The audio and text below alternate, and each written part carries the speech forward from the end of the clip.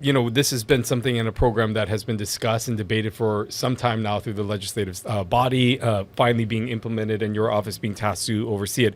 There are some critics who will continue to say that this is something that the state cannot afford. And as this expands, it's going to cost more money to continue to create more classrooms and more opportunities for this pre-K initiative. What would you say to those who are skeptical about the amount of money and the overall budget that it would take to fund this initiative? No, any worthy programs, it's really about the state's priorities, and it's about just kind of prioritizing and committing to what is really important. But, as my son is now 21, and, we were fortunate that we were able to send him to preschool. And I know you have a youngster, you have a second grader and some, Preschoolers too, yeah, and then, going into kindergarten, yeah. So anyone with a young child, I mean, they know that the young formative years is one of the most important years, and brain development happens between 0 and 5.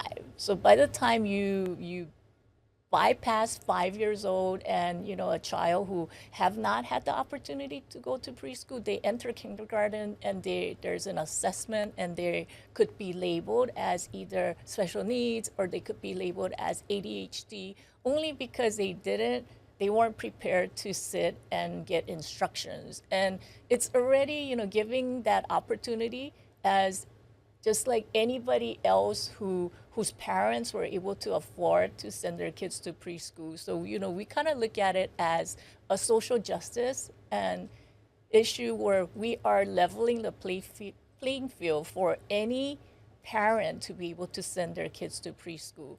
Everything in state government, you almost have to prioritize what's really important. And this is not a subject that we've been talking about just recently. We've been talking about it since I was in high school, and I am way older than the two of you folks. And can you imagine, back in the 1980s, we're talking about we need to make sure that all 3 and 4-year-olds have access to preschool. And we are at a point where we are living up to the commitment that our forefathers in the 80s have set for the state.